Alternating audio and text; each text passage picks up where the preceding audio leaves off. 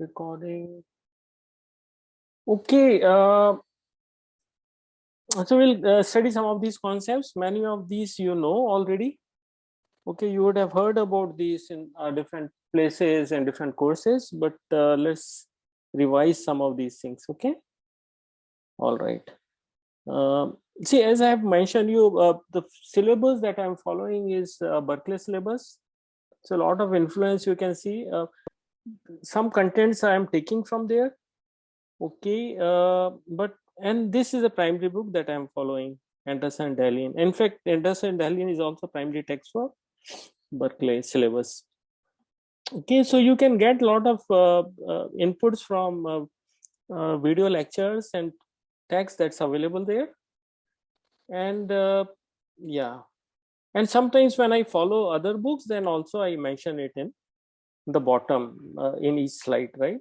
Okay, so you can always go and get details from these places. All right, so far we have studied these concepts: concept of process, concept of address space, concept of thread, and dual mode of operation, out of which we have studied in kind of very brief all these four concepts, and we will start digging deeper into these concepts. Okay, this is what we have seen. This is a simple process where is this represent an address space, and then simple process is nothing, simple thread is nothing but a simple process if it is just one thread in a process. So there's no distinction between thread and process. However, if we run multiple threads, then note that there is one address space within that, and then there are certain common things like code, data, files. These are common, and then each thread has its own set of registers, stack, and program counter. Okay, so many of you may think that why thread, what's the difference? We'll see. We'll actually compare process versus thread later, but in general we can think that thread is swift, lightweight. Okay, context switching or changing, the processor changing one thread to another thread in the same, because they are in same address space, only few things need to be loaded into the processor. So this is much faster, and also it helps us in concurrent. Note that word processor operates in two modes. It means the contents of the processor, right? Like pipeline or registers, ALU, etc. have two. It operates in two modes. One is lower level or lower privilege level, which is user mode, and second is kernel mode. Okay, and no, let's think that there is a one single processor. Okay, and a user process running, or your program is running, and then program may want to access some parts of kernel. Okay, or may want to read something from other process or steal data from. So all this is protected. Okay, and when user wants to do something that is not supposed to do, immediately the processor gives control. Note that when user process is running, there is no kernel in the system, right? Kernel process suspended. Can you visualize it? When user process is in the pipeline that we have studied, it has full control of the computer, right? Okay, it's executing. Then there is no kernel process running. While now when you switch on your machine, you see that OS is available all the time. So that's a virtualization that OS gives, right? Because of what we'll study now is multi-programming or time slicing and so on. But fact is that when user process running, there is no kernel process running. That's all suspended. Only one process can be in processor. Then, right, the processor must facilitate movement into kernel mode. Okay, it's a processor that is either in kernel mode or user mode. Okay, is it clear? Can you visualize it?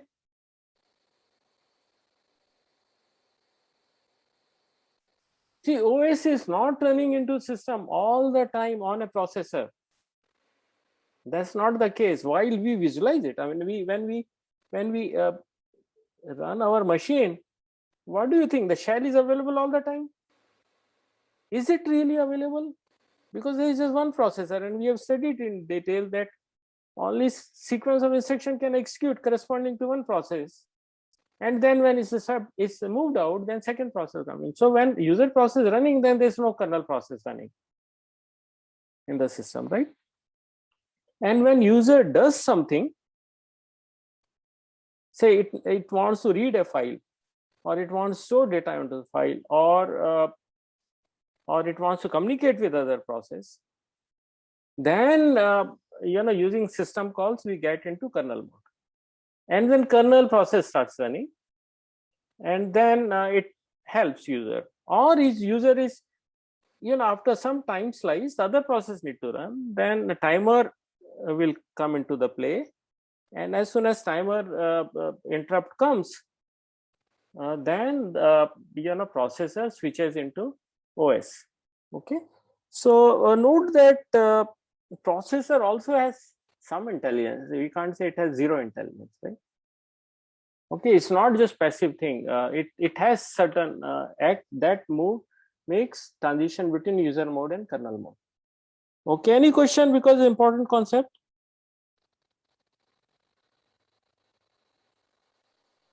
I have a question, sir. Yes, please.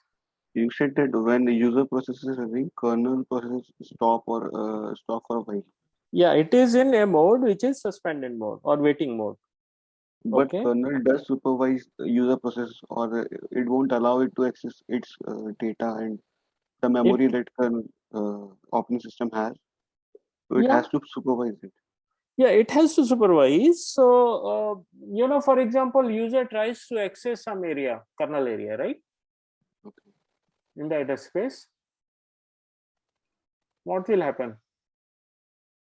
I think user processes will stop, kernel will stop. Yeah, user process will be terminated, or user, but who will know it? There's a question, no? This is exactly your question? Yeah, who that is supervise, right? If kernel process is not there, who will supervise? Who will check that so user process not misbehaving? So means there must be something running in the background to check if The background means what? It has to be a process, right? Yeah. So that process is not there.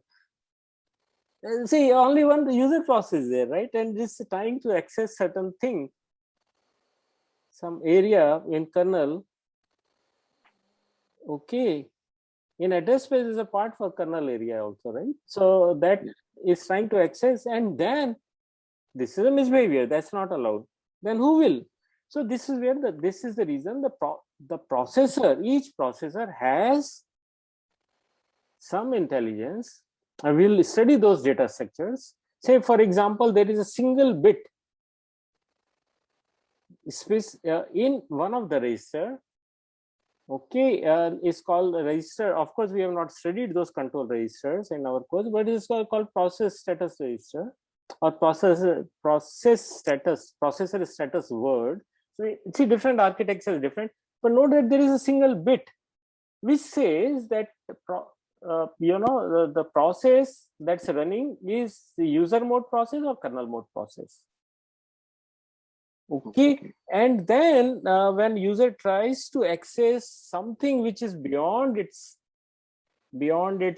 something that's allowed, then this processor knows that there is a processor knows that something wrong is happening, and then it creates a trap, and because of that everything moves to kernel mode. Okay, so it is the processor that does certain basic operations. Okay, is it clear to you?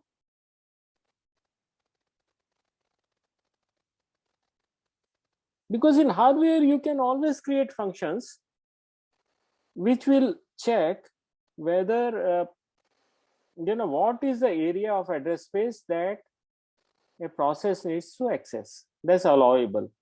And suppose it's going beyond that, right? Then in control unit that we have seen, a check can be done whether that area where it's trying to access is something allowed or not. If not, then it interrupt can be set or trap can be there, okay, which will immediately switch the process state from user mode to kernel mode. And there is that context switching we'll study in later lectures. So is it now becoming clear to you? Yes, sir. So note that we are considering in the lecture right now and also in future just single processor. Okay, don't think that OS process running into different processor. No, that's not the concept. Even if you have multiple cores, then it's not necessary that at some instant of time all processors are, or OS process will be in one of the processors. That's not the case. There's chance that all processor may be in user mode, all four, or could be in OS mode or mixed. All right. Just start visualizing, because see, the OS gives us abstraction. See, one abstraction is absolutely based on what you have asked the question, that OS is running all the time. Yes, in normal practice we see OS running all the time, because whenever you want to use OS, for example, when you want to use terminal, right, it sends an interrupt, and then it switches to kernel mode, and kernel mode it comes, and then next process corresponding to terminal process starts running. Okay, so while we see, and this happens say something like 10,000 times in a second, this context switching is happening very fast. Note that processor runs at gigahertz, so giga instructions can be executed. Okay, so this is a huge 1 second is very large time for a processor, and within a second there can be 10,000 times context switches, user mode to kernel mode, one process to another processor, and so on, right? And that gives us virtual that virtualizes OS as well as other processes, right? So we get the feel that certain process running all the time. Okay, all right, so we have seen that there are various things that can cause user mode to kernel mode and so on, and we'll study again this diagram little later. Once we will spend some time studying some of the system calls like exec or return from interrupt is of course not a syscall, but many other syscalls we'll study. Okay, so let's look at these definitions which we will come across many times in the course, and also this is important concept because it can be asked in interviews, although it's very simple, and by now you understand most of these, right? So when we say multi-programming, what do we mean by it?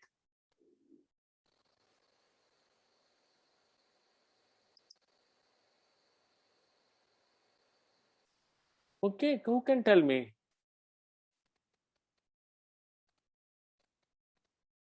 Tanuja Naga. Yes, sir. Bataiye, what is multi-programming? Yeah, if more than one programs run at the same time, then we call it as multi-programming. Okay.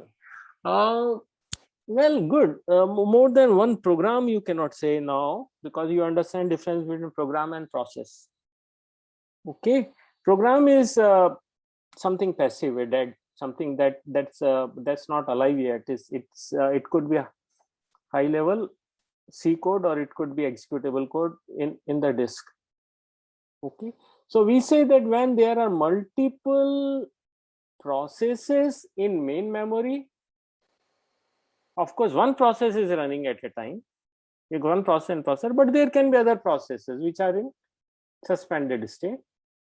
Okay, and then CPU, when CPU the processor is switching between these processes, one process run for some time, bring second process, that's run, and then maybe some other process and so on, right? And bring the first process back. Then we call it is a multi-programming. Multiple programs are existent in main memory. It means that when we say program in hard disk is nothing but a file. Okay, so when it is brought into main memory, then it is called process image, and we have seen that format of the process image, right, in address space when we discuss address space. So when many such processes are available in memory in that form, process image form, then it's called multi-programming. All right, very Sorry, good. sir, I just got disconnected because of Pardon? I'm at a hostel right now. And I got disconnected. Like there was a power cut at a hostel and I suddenly got disconnected. Okay, all right, no But problem. No problem. Okay, you understood the concept? yes, sir. I told about multi-programming. I'm not sure if you have heard about No, it no, or I have not. heard about it. I have heard about it. You're right, Yeah, but it's thank not you. not a program, but process. We can say multiple programs are there, but these multiple programs in the memory, which becomes process. Okay, program cannot be in memory until, and that is in executable, which can be executed. Okay, so we can say one or multiple program can be loaded in memory. There's a distinction. Okay, so when OS swaps out one process, because note that only one process can run in a processor. So this process, is executing an instruction, machine instruction, and then OS, then it has to be swapped out. OS decides that it has to be swapped out. How does OS decide? Let's not worry about it right now. But if it is to be swapped, it is to be moved out. We shouldn't say swapped out. When it's to be moved out from processor and other process to be brought in, that process is called context switching, or this method is called context switching. The question you may ask is that who will ask the process to go out? That we'll study later, right? If, for example, a process is not asked to go out of a processor, then it can swap all the resources forever. If I write a loop, do forever something, and this process is running, and this infinite time this loop is running, then process is dedicated only to one process, right, or program that's in execution. Then some mechanism must be there, and now OS is not into the picture right now. Okay, OS is in suspended state, then something must be there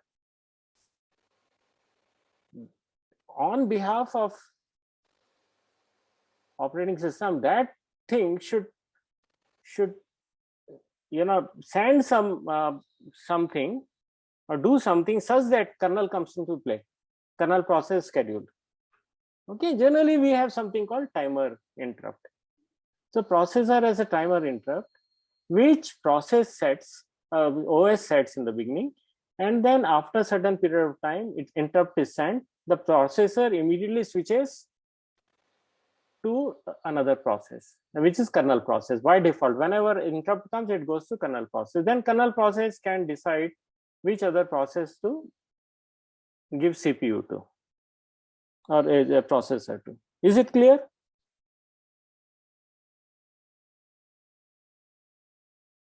Yes, sir. Any question? So these are the mechanisms or data structures. Sometimes we call it data structure, but in general, mechanism available, or which is available to OS to help it transition. Okay, so these are part of the processor. Here, there are n processes are running here. Okay, of course, we are not shown here OS as part of this stack. Okay, and there may be some. Okay, all right. Let's not worry about it. So there are n processes. Okay, and then in physical memory, we have loaded process image corresponding to these processes. This is a process image that we have seen is code, static data, heap, stack, and so on. Okay, and then we so let's assume that when first process is running, then it's essentially code that's there corresponding to this process is loaded into processor and is in execution. And when OS decides to move or bring someone second process in, the context of all this is saved somewhere and second process is brought in into the processor, into the processor. Of course, we have not shown processor here, but so that's the multi-programming concept. When we say multiple processes are in main memory and it could be in different state that we'll study later, it means that we have this process image that is there in main memory. Any question? Are you able to visualize it? Yes. Okay. Okay, now see what the question you asked earlier is absolute, is because that illusion that we have got, right? So for example, we can view computer or multiple processes that are running. Right now we have used word process and thread, almost similarly. Let's not get into distinction of process and threads at this point in time. Okay, so when we are running a process, okay, like for example, when you run a terminal process or some other process, you think that's available, the whole computer is available to you. Okay, so we can see that there's a virtual CPU is available to me because I get the illusion that full processor is available to me, right? Similarly, we have virtual second process may think that I have virtual CPU, a virtual processor 2 is available, which you call virtual CPU 2, and so on. Okay, so we are getting this illusion. So in time, we will see that we have first process running, it gives illusion of CPU 1. Okay, and then in we context switches it, and second process comes into the picture. It gives the process the illusion that it has another CPU available, and so on and so forth, right? Okay, so basically we are doing multiplexing in time, and this each thread and process then we call this a virtual core. So the process, like OS process, gives illusion that it has whole processor available. So that illusion we are talking about right now. Okay, so this we have anyways studied what address space is and what it contains. This is exactly same thing at time t1. vCPU is on the real core. Okay, so this CPU assumed by process that whole processor is available is actually put into processor. Okay, actually because it's a time slice, this is a processor time. This is a time slice that's available to first process. Okay, and it gets the illusion that the whole processor is available. For that process, there is a processor with CPU 1 because it doesn't know that it's getting a time slice and so on, right? Simple. So what will happen at the context switching?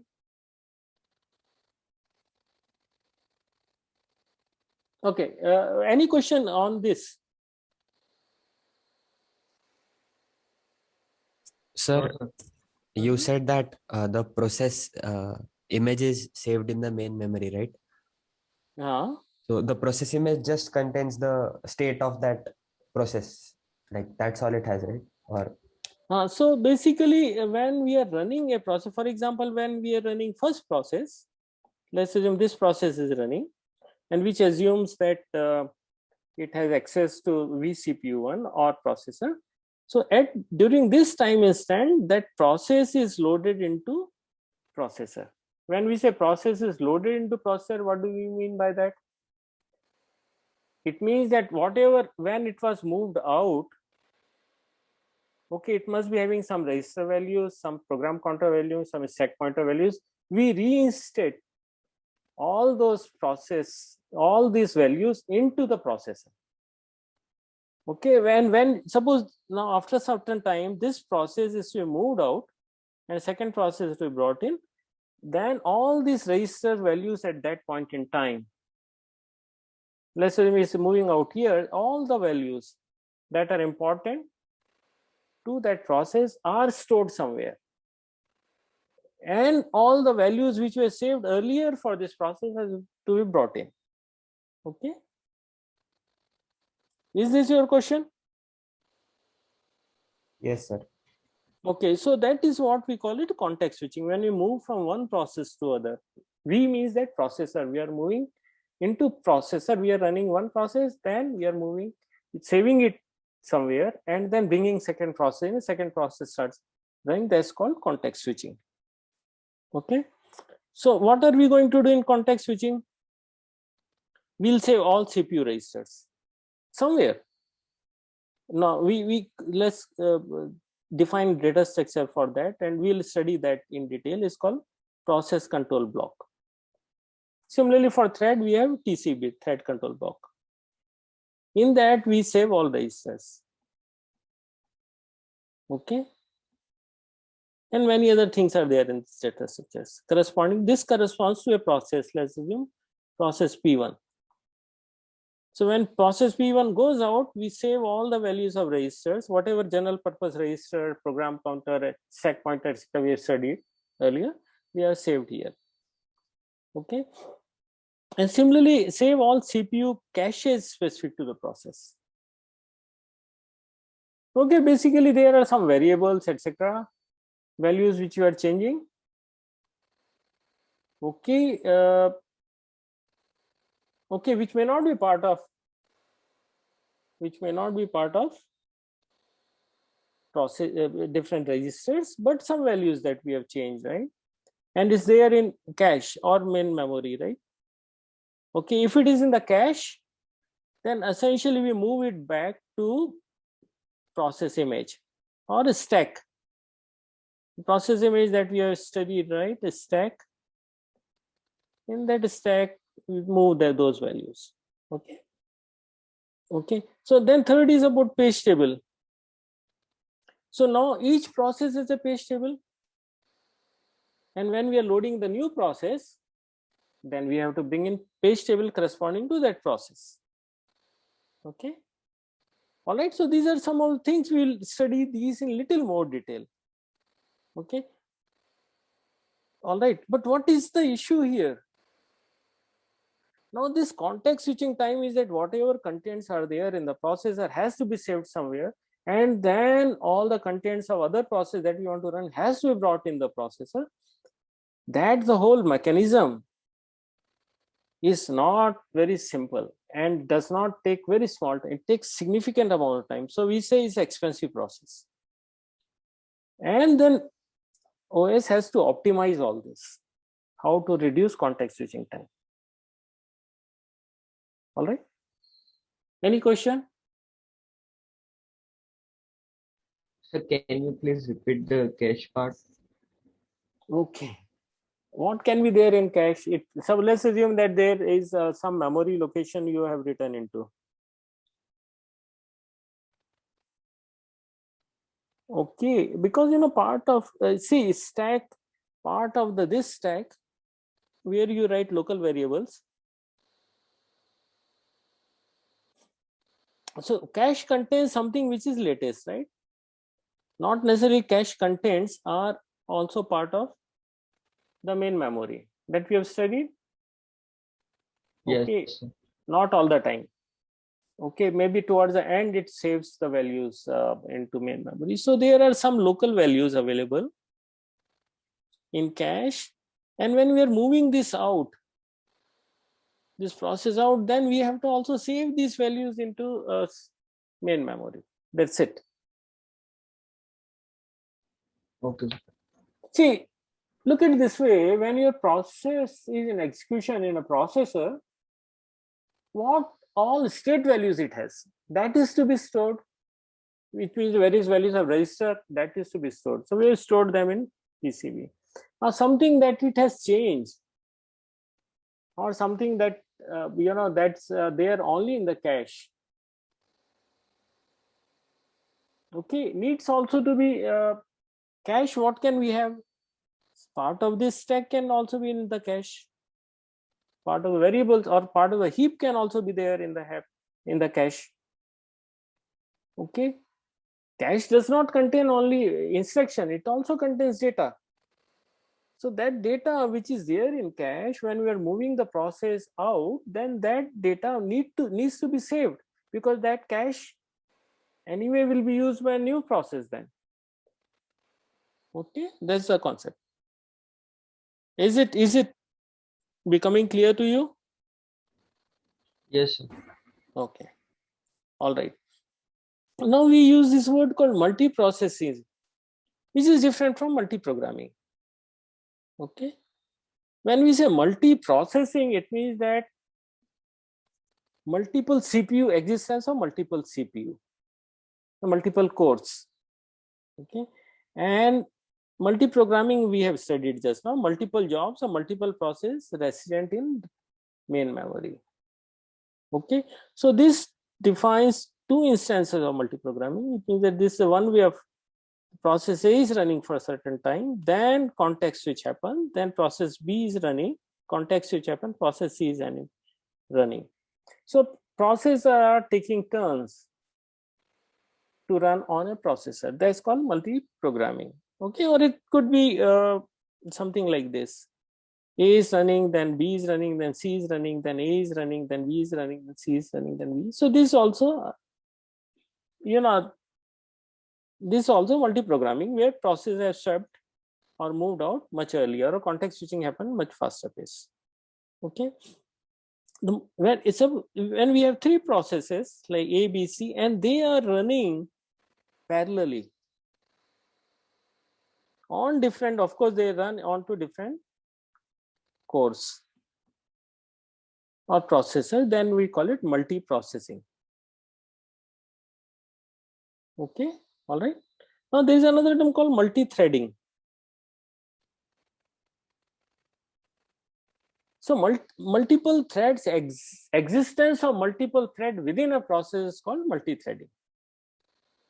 Okay, all right. So now threads always run in concurrent mode, concurrent mode, right? So essentially one thread is running, let's assume the single CPU. So thread T1 is running of a process, then thread T2 will run, then thread say, for example, any other thread, maybe TX will run, or X could be 1, 2, whatever, any other thread.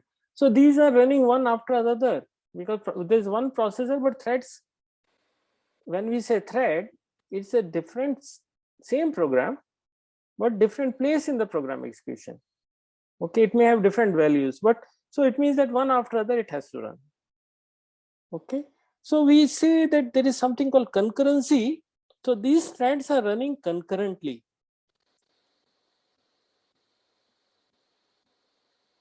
Right?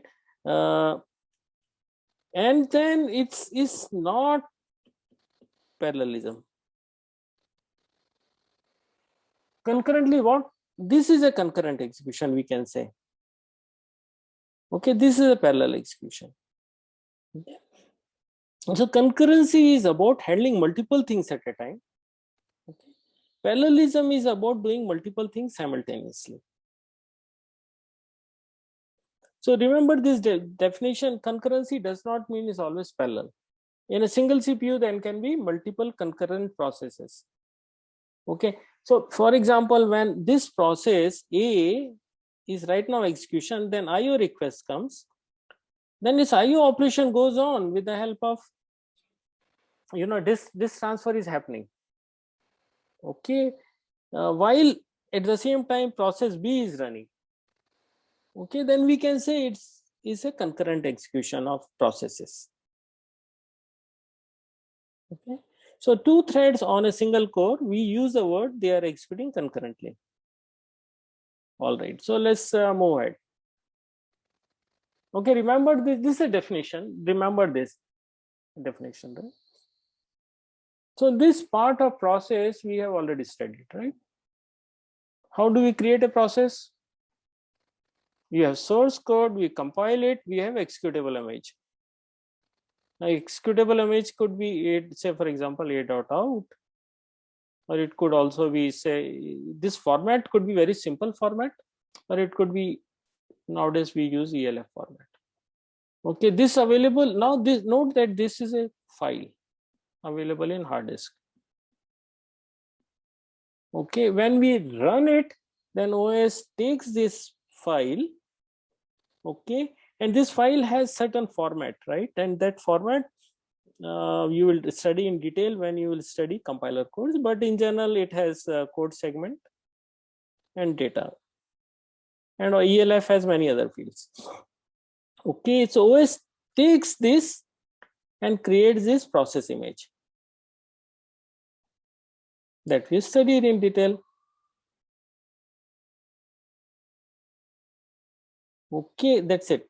Okay, so there are when we say multi-programming, so there are multiple such things are available, and OS has its own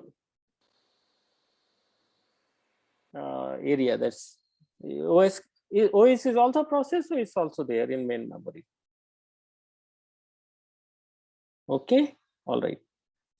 So this we have already studied. So the different parts of this abstraction is that compiler converts code into machine instruction, and what we call is executable image or process image.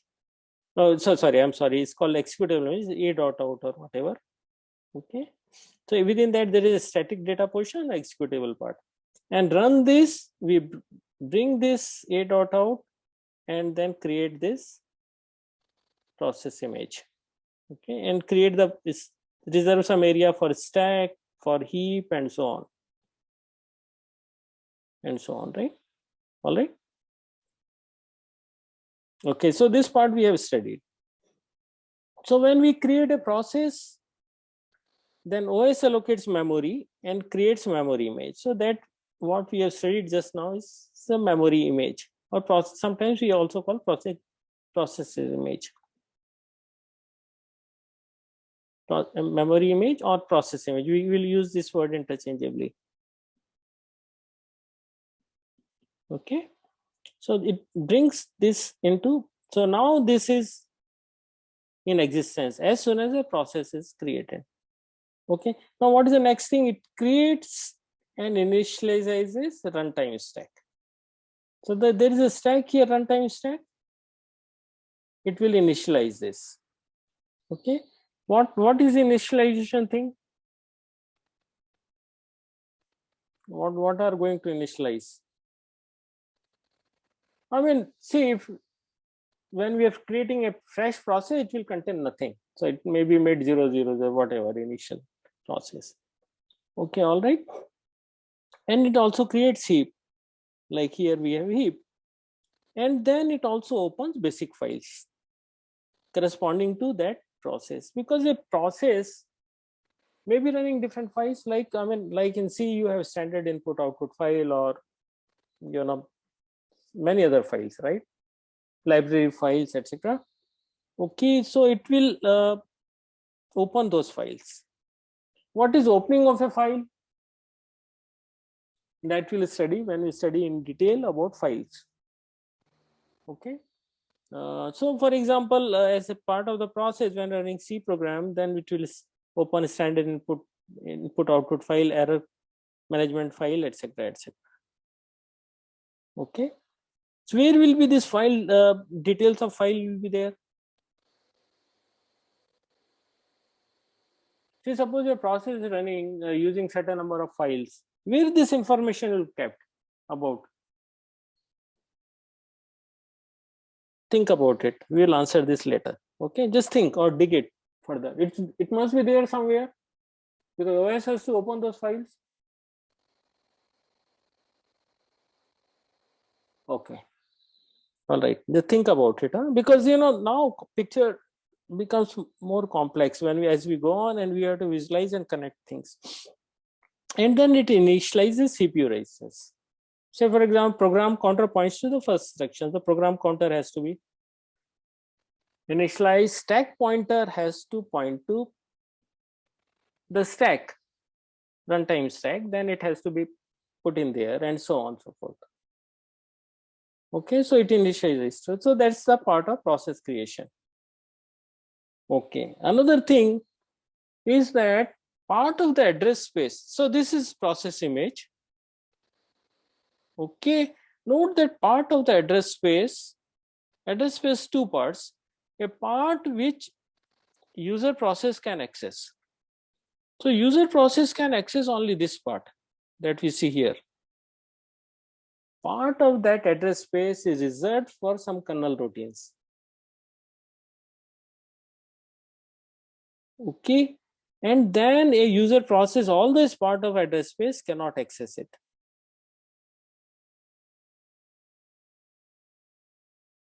Fine. Now my question to you is that why do we have kernel into the user address space?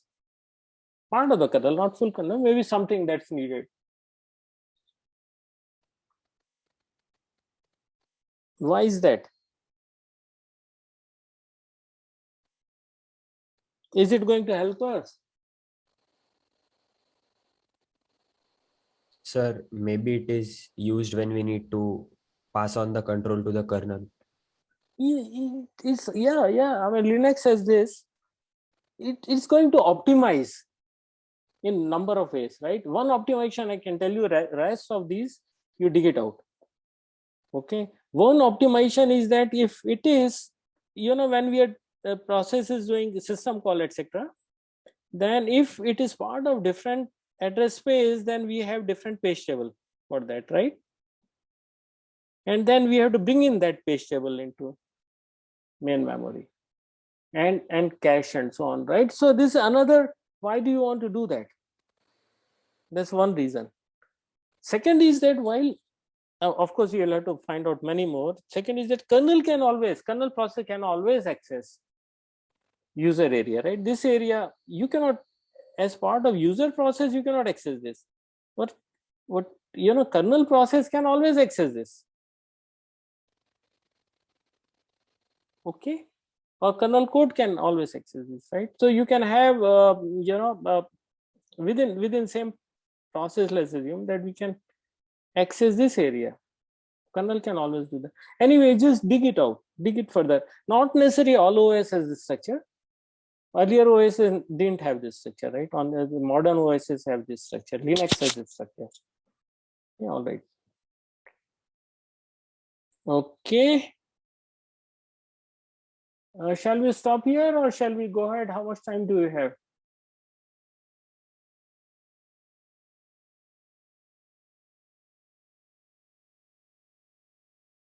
Okay, all right. Let's finish. Let's spend another 4 minutes, and then we will have 4 or 5 minutes available. What do you do when? What happens when you switch on computer? Refresh.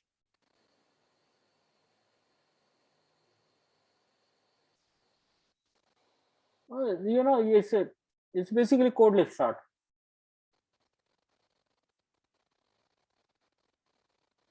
What is the process? OS is not there, right? RAM is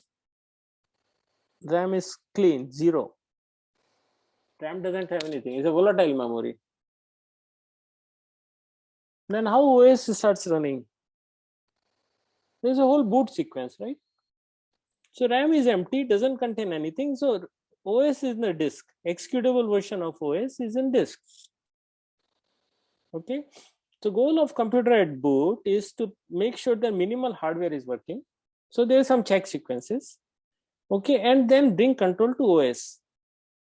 But note that OS is not there in main memory. So how do you do it then? You have to bring OS into main memory.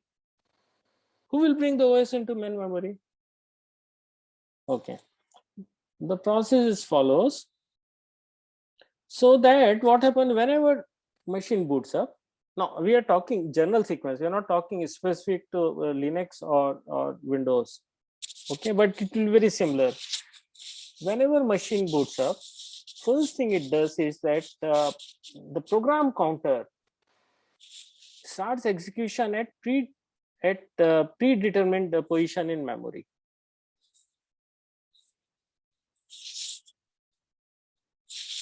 Okay. Now which memory? RAM is all clean. Okay, so we have a ROM, read-only memory, okay, which is there in each computer provided by manufacturer. Okay, all right, and it contains the hard-coded program. This is not easy to change. In fact, for the computer lifetime, it may not change. Of course, I don't know the technology today, but nobody changes it, right? So as soon as machine starts booting up, processor makes PC to point to some position in ROM. Okay, now this ROM contains basic boot instructions, just very few boot instruction. Okay, okay, all right, and in x86, this boot instructions or boot program we call it BIOS, basic input output. Okay, all right, so this BIOS instruction are fixed at the time on battery, it doesn't get changed. Okay, and now this helps to bring OS from secondary memory or disk to main memory or RAM. So this executable image will brought in here. Okay, the question of course you can ask is, why not put whole OS here in this ROM? And this is first thing is ROM is slow. Second thing is that if you want to make changes in OS, which we keep doing, then it's not possible. Okay, because it's read-only memory. All right. So now the sequence is as follows. First step is that BIOS reads fixed size block from a fixed position on disk. So but this BIOS that we have, this one ROM, which is there, the ROM will go to disk in very fixed position and start reading blocks from there. Okay, okay, this is called bootloader. So something BIOS will read bootloader from disk. Okay, this is the first step. BIOS copies bootloader. So bootloader, which is part of disk, BIOS reads this into main memory. So bootloader comes here. Okay. So once bootloader comes into memory, next thing is that the program counter jumps to first instruction of the bootloader. It will come here as a first section, right? And then role of bootloader is to in turn load the kernel into memory. So the kernel is there, full kernel. Now this is a program. Now earlier BIOS had just few instructions, few things. It does something very, very basic. It gets just only few lines, which is corresponding to a bootloader. And bootloader is a full program, which will run and in turn will bring whole kernel into main memory. And then next thing is that control, once kernel boots up, it starts running. It starts creating process. Okay. All right. Okay. All right. And then when kernel comes, it does all things like it initializes data structures. We will study vector table, etc. It will start doing all that, right? And then brings in the first process, typically login process. All right. So this is all for today. And then we will look at process states in the next class. Okay. All right. Just think about it, visualize it, and then we'll continue from here. Okay, thank you. Any question if you have, you can ask me. Remaining people can go to other class. Hello, am I audible? Any question?